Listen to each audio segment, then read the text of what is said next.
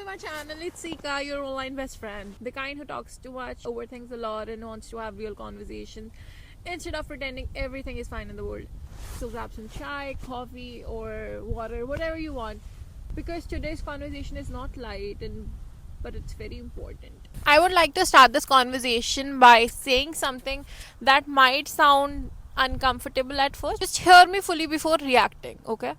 I read this line somewhere that hasn't left my mind ever since, and it goes like, औरत बिकी तो तवायफ हो गई, मर्द बिके तो दूल्हा बन गए.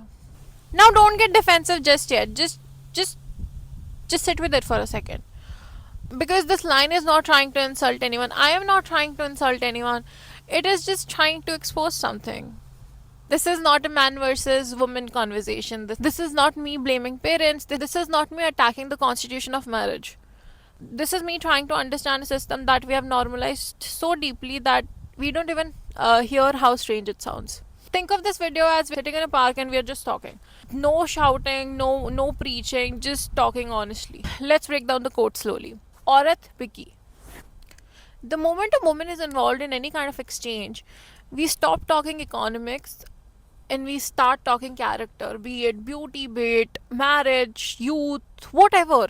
औरतों के लिए exchange automatically becomes shame. I don't know how. Now look at the next word, tawayaf. Today, this word is used as an insult.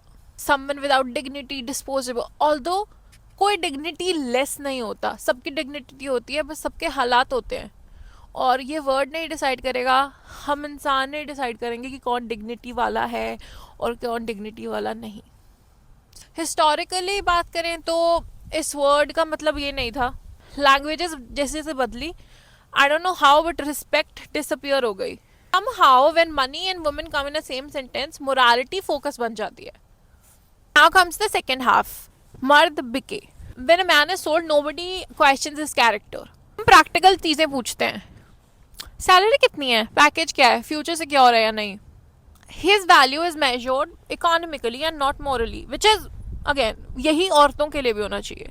हमें लड़कियों को ऐसे नहीं बोलना चाहिए कि तुम घर की इज्जत हो, तुम ऐसा करोगी तो हमारी नाक कट जाएगी. अगर हम अपने बेटे को भी ये चीज़ नहीं बोल रहे तो ये बहुत एक अच्छा तरीका है औरत की आज़ादी को दबाने का, औरत को दबाने का. एंड मोस्ट फैमिलीज में ये सिर्फ लड़कियों को ही बोला जाता है. एंड देन धुला हो गया, and suddenly the same transaction becomes respectable. He is not sold, he is a good match.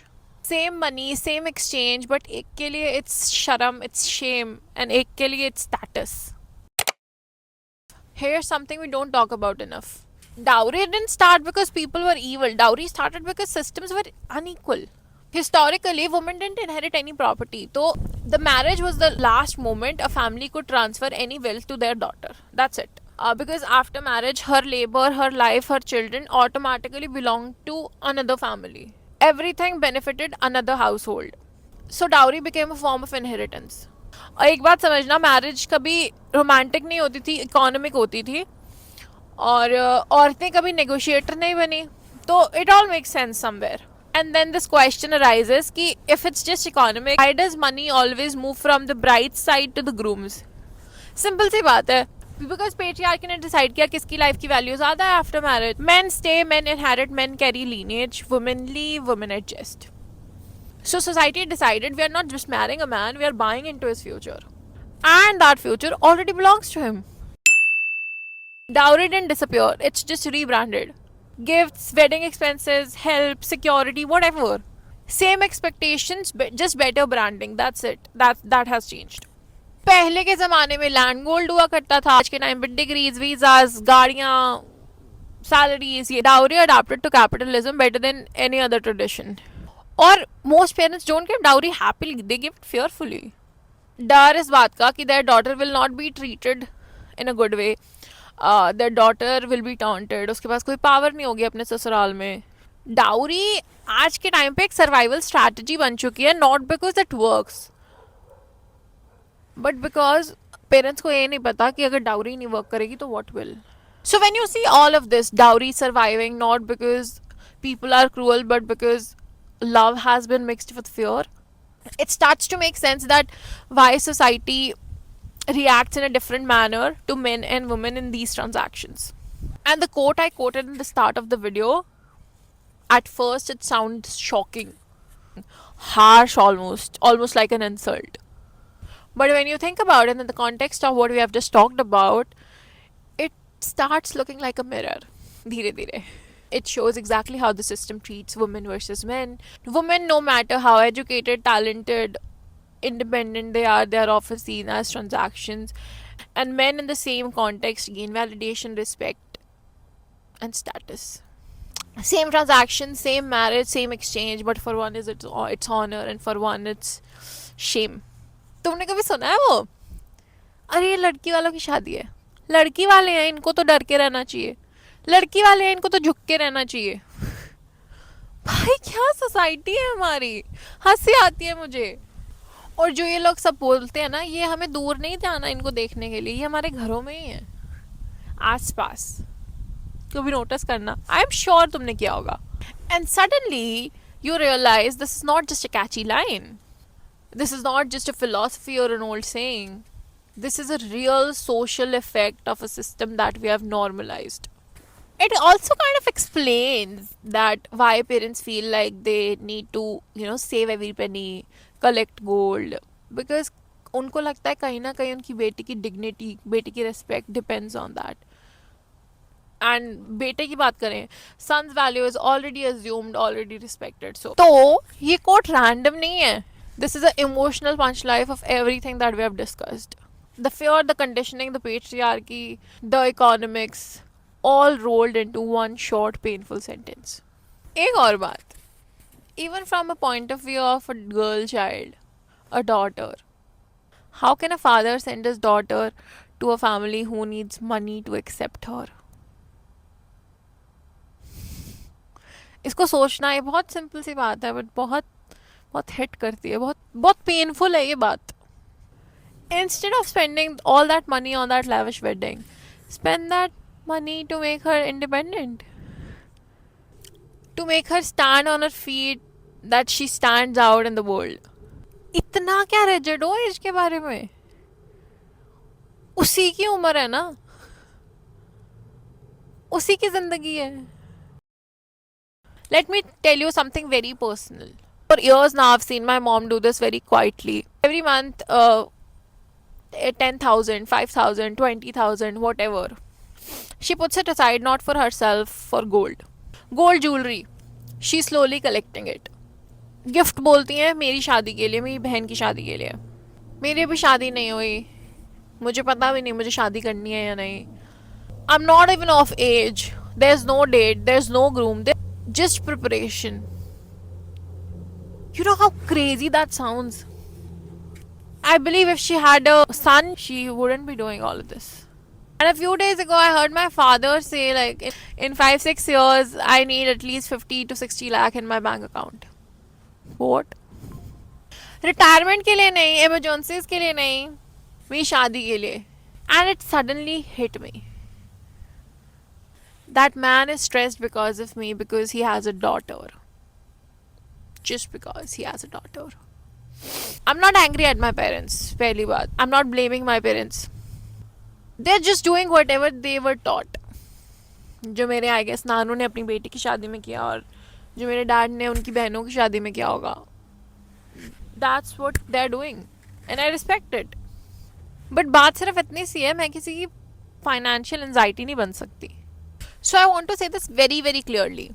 I will never take that gold from my mother. Not even a single gram of gold. एक चूड़ी भी नहीं. Even if she gives me with love, even if she calls it a gift, I will not take it. Because that's how we are conditioned. My mind will always see it as dowry. And again, I will not let my father spend a single penny on my marriage. Because my marriage, if I choose to get married, is not his financial responsibility. It's so simple. I totally understand why they do it. I respect it. But my understanding doesn't mean that I will let it continue. Somewhere, someone has to stop this cycle and I will take that upon myself happily. I believe parents ने इस समाज से यही सीखा है कि उनको अपनी बेटी का पीस खरीदना पड़ता है. Hence dowry. But marriage should not cost parents their peace. Daughter should not feel guilty for existing. That's simple. माँ बाप बेटियों को फाइनेंशियली सपोर्ट नहीं करते after an age. They make that about शादी कर लो उसके बाद ये सब हो जाएगा, शादी कर लो फिर मास्टर्स कर लेना, शादी कर लो फिर ये कर लेना. माँ बाप क्या कहते हैं, मेरी रिस्पॉन्सिबिलिटी, मैं भी अपना काम करके हटूं. अरे यार, माँ बाप से ना लड़कियां पाली नहीं जाती एक एज के बाद. Financially they would support their boy, they would not support that girl child. उनके पास एक रीज़न हो जाता है, you know, shift that financial burden. कैसी कंडीशनिंग है ये, क्या करा है एज ह्यूमंस हमने, even though we all know कि ये गलत है. हम सब डाउरी डेथ की खबरें पढ़ेंगे न्यूज़ में और करेंगे आय हाय बहुत गलत हुआ, और फिर भूल जाएंगे जब हमारी बेटियों की शादियों की बारी आएगी तब हम जी गिफ्ट दे रहे हैं. और एनीवेज भाई, डाउरी गारंटी भी तो नहीं करती सेफ्टी सिक्योरिटी उनकी बेटी की. एंड स्पेशली ओके, जो लोग डाउरी देते हैं, if they have given dowry, a good amount of dowry, they expect कि their daughter is treated like a queen. यार क्या ट्रांजैक्शन है ये, क्या क्या है ये, किसी का पार्टनर बन रही है. We all know about female feticide. उसका मेन रीज़न डाउरी तो होता है कि पढ़ाना लिखाना पड़ेगा फिर डाउरी देना पड़ेगा. In the states like Haryana, Bihar, even Rajasthan, this is the main reason. और स्पेशली जब 2005 में एंसेस्ट्रल प्रॉपर्टी राइट्स चेंज हुए कि अब लड़कियों को भी प्रॉपर्टी इनहेरिट करनी होगी अपने पेरेंट्स की. अब 3 रीज़न हो गए फीमेल फीटिसाइड के, पढ़ाना लिखाना पड़ेगा, डाउरी देनी पड़ेगी, और अब तो ये हमारी आधी प्रॉपर्टी भी दूसरी हाउस होल्ड में ले जाएगी शादी के बाद. I know there is no need, but dowry deaths. अभी तुमने थोड़े दिन पहले एक न्यूज़ पढ़ी होगी जिसमें एक लड़की को जला दिया था in the front of her child, और उसकी बहन ने वीडियो बनाई थी आई गेस, जस्ट बिकॉज उससे डाउरी मांग रहे थे और वो कहती नहीं मैं नहीं लाऊंगी, और शादी के बाद. एक और न्यूज़ पढ़ी होगी जिसमें एक लड़की ने गाड़ी में बैठ के जहर खा लिया था बिकॉज उसकी इन लॉज थे, वो डाउरी मांग रहे थे. This is all happening in the same world we are living in brother. तो तुम ऐसे कैसे सोच सकते हो कि तुम्हारी बेटी के साथ नहीं हो सकता. कहीं ना कहीं ये डाउरी ही एक लड़की की डेथ का भी रीज़न बन जाती है. जीते जी भी नहीं जीने दिया और जान भी ले गई. मैं तो यही कहूँगी यार कि ये बहुत गलत है. All of this is very wrong. Dowry is not justifying her security. Dowry doesn't mean कि उसकी लाइफ अच्छी होगी. डाउरी डजंट मीन कि उसके इन लॉज अच्छे होंगे. Dowry does not mean all of these things, and dowry will never mean all of these things. इससे better ये होगा, I am talking to parents यार, भाई पैसा you save for your retirement, for your emergencies. तुम dowry दे देते हो और तुम एक्सपेक्ट करते हो कि वो सेफ रहेगी, सिक्योर रहेगी. Do you even know about rapes after marriage? शादी का मतलब कंसेंट नहीं होता, और ये बहुत लोग समझते नहीं हैं. और लड़की आपकी कभी आपको आके बताएगी नहीं. बहुत कम लड़कियां होंगी जो आपको आके बताएंगी. तो डाउरी किसी भी एंगल से मैंने एनालाइज कर लिया, अब तो आपने भी कर लिया मेरे साथ, किसी भी एंगल से सेफ्टी सिक्योरिटी नहीं है. जब मैं इस टॉपिक के बारे में रिसर्च कर रही थी, आई वाज रीडिंग, मेरे सामने एक बात आई. लोग बोलते हैं कि समाज ही ऐसा है, समाज के हिसाब से करना पड़ता है. बेटी की शादी अगर उस उम्र तक नहीं करी तो समाज बोलेगा. तुम अपनी बेटी की खुशियाँ समाज के साथ ट्रेड इन कर रहे हो. समाज तुम्हारे लिए ज़्यादा इम्पोर्टेंट है तुम्हारे बच्चों की खुशियों से, तुम्हारे बच्चों के स्टैंड आउट होने से, फाइनेंशियल इंडिपेंडेंट बनने से.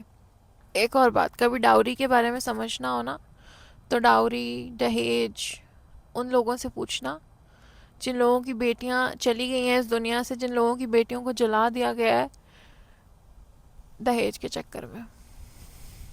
ये रेबेलियन नहीं है, this is a responsibility. And if this made you uncomfortable, sit with it. And if this felt familiar, you are not alone love. Let's actually talk about it. Let's be the change we want to see. If you stayed till the end, thank you for listening to it with an open mind. If this video made you think or, made you uncomfortable in a good way, let's talk in the comments. And yeah, the YouTube things. Please like the video and share it with someone who you might think will like it. And comment your thoughts and subscribe to the channel if you want more real and raw conversations like this. It actually helps more than you think. Please take care of yourself. Drink some water. Love you, toodles. Bye.